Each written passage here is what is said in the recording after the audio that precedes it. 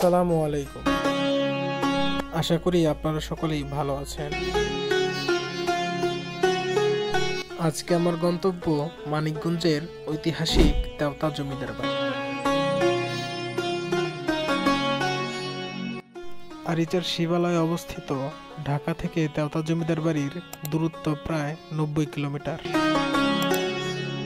Gabtali bus terminal থেকে BRTC যাত্রী সেবা পদ্মা লাইনের বাসে চড়ে 3 ঘন্টা সময়ে আরিচা ঘাট আসতে জনপ্রতি 100 থেকে 160 টাকা বাস ভাড়া লাগে। আরিচা ঘাট থেকে 20 থেকে 30 টাকা রিক্সা ভাড়ায় সরাসরি তেওতা জমিদার বাড়ি যাওয়া যায়। যমুনা নদীর অপরূপ সৌন্দর্য উপভোগ করতে করতে চলে আসলাম আমরা জমিদার বাড়ি। আসুন এই জমিদার বাড়ির কিছু ইতিহাস সম্পর্কে জেনে নিই। তেওতা জমিদার বাড়ি বিদ্রোহী কবি কাজী নজরুল ইসলাম ও তার প্রিয়তমা স্ত্রী প্রমীলা দেবীর স্মৃতি বিজড়িত একটি গুরুত্বপূর্ণ স্থান। 1700 শতকে এই জমিদার বাড়িটি নির্মাণ করা হয়েছিল। এটি নির্মাণ করেছিলেন 55 সেন নামক একজন জমিদার।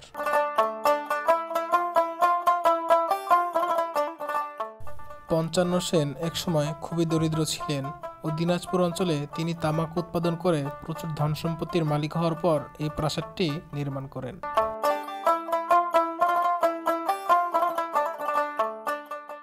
জয়শঙ্কর ও হেমশঙ্কর নামক দুজন ব্যক্তি পরবর্তীতে এখানে জমিদারি প্রতিষ্ঠিত করেন।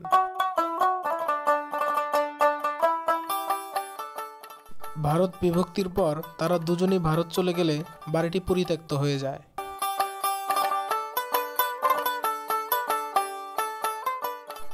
এই বাড়িতে কাজী নজরুল ইসলাম প্রমীলা দেবীর রূপে মুগ্ধ হয়ে লিখেছিলেন, তুমি সুন্দর তাই চেয়ে থাকি প্রিয়, সে কি মোর অপরাধ।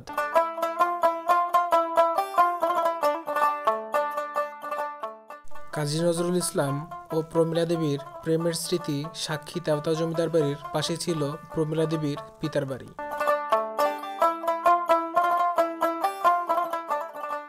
প্রমীলা দেবীর পিতা বসন্ত সেনের ভ্রাতুষ্পুত্র বীরেন সেনের সঙ্গে কবির সখ্যতার কারণে কবি তাদের বাড়িতে অবাধ যাতায়াত করতে পারতেন।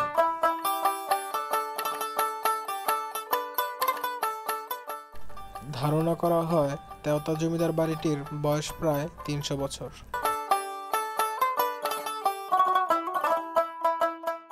জমিদার বাড়ির সামনে 1858 সালে প্রতিষ্ঠিত 75 ফুট উচ্চতার নবরত্ন মন্দিরটি এখনো অক্ষত রয়েছে।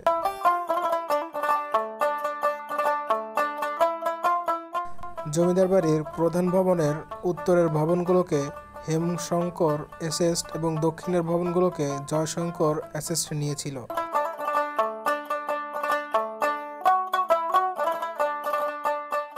এবং প্রতিটি এসেস্টের সামনে নাট মন্দির অবস্থিত।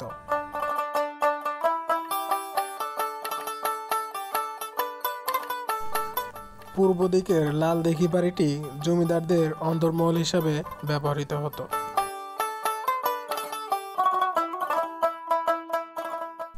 প্রতি বছর গড়ে প্রায় 20 থেকে 25 হাজার দর্শনার্থী এই জমিদার বাড়ি ভ্রমণ করতে আসেন।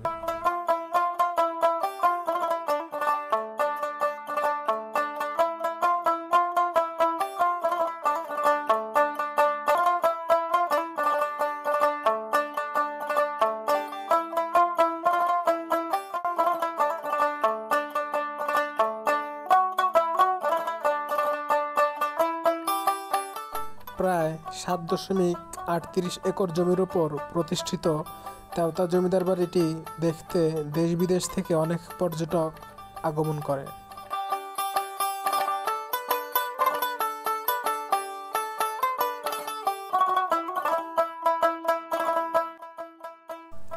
ভবনের সামনে 75 ফুট উঁচু 4তলা নবরত্ন মঠ রয়েছে।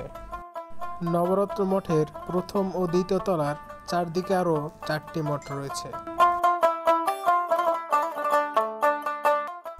মূল ভবনের উত্তর পাশের ভবনটিতে নতুন করে সংস্কারের কাজ চলছে।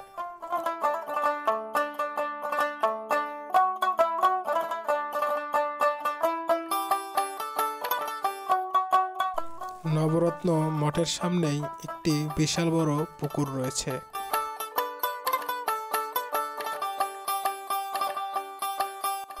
আজকের মতো এখান থেকেই বিদায় নিচ্ছি। ভিডিওটি ভালো লাগলে অবশ্যই চ্যানেলটি সাবস্ক্রাইব করে রাখবেন এবং আমার কোনো ভুল ত্রুটি হলে অবশ্যই ক্ষমার দৃষ্টিতে দেখবেন। দেখা হবে নতুন কোনো ভিডিওতে। সকলেই ভালো থাকবেন, সুস্থ থাকবেন। আল্লাহ হাফেজ।